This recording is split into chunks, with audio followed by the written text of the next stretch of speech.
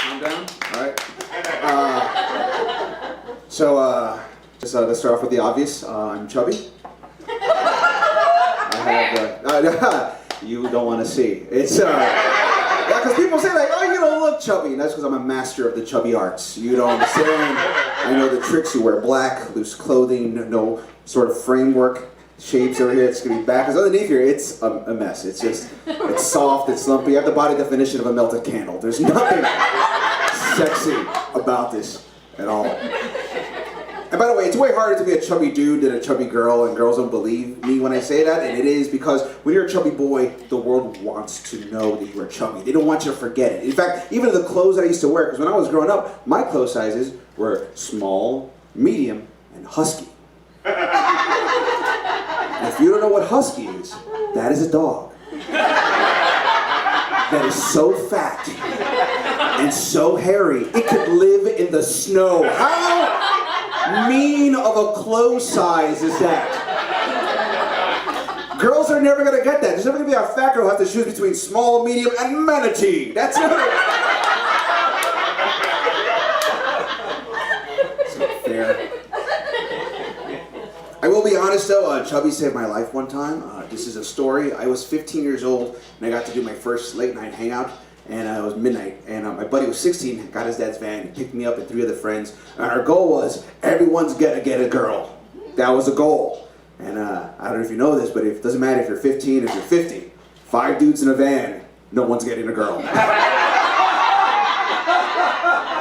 I think that's how a crime starts. It doesn't work out that way. So after a couple hours of just like teenage frustration and just anger, somebody goes, let's just do something crazy, dude. Let's just do like a grab and dash. If you don't know what a grab and dash is when you run into a store, you got the first you can and you take off. That was a grab and dash. So we pulled to a Quickie Mart, and the guy who's driving turns around, looks at me and my 2 other friends and says, everybody grab something cool. And we took off, we grabbed one thing, ran back in the van, and we left. And 2 of my buddies stole a 12-pack of Corona each. Awesome. I stole a giant bag of white powdered donuts. Because that's what I thought cool was. And everybody's high-fiving each other, and I'm sweating because I ran 2 feet. And I just started eating my victory donuts, and I look at my watch, 1:45 in the morning. I totally blew my curfew. I don't know if you know this or not, but chubby people, we don't handle stress well. So I just start sweating and eating donuts and yelling, take me home! And after a while, I'm trying to get like myself together. I'm like, dude, just be cool. It's your first night out. Maybe they fell asleep. Maybe they didn't even realize that you're out this late. And we turned a corner. Both my parents waited for me outside. More sweat. Last donut. So I jump out of the van and I'm trying to be cool. Like, listen, they just think you're late. They didn't even know you stole anything. You're just late. Be cool. And I didn't realize this at the time, but apparently if you eat a whole bag of white powder donuts, white powder all over your clothes. I did not know this. My friends knew this. So as they drove away, they literally screamed, hey Eric, you still got Coke on your shirt.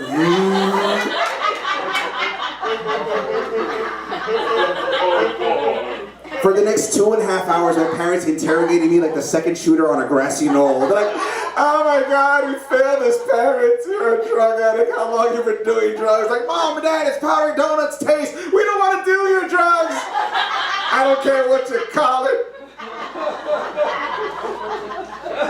And then they said something that made me go crazy. They go, we might have to take you to rehab. And something inside me snapped, and I jumped up and went, hey, if I was doing coke, would I be this fat?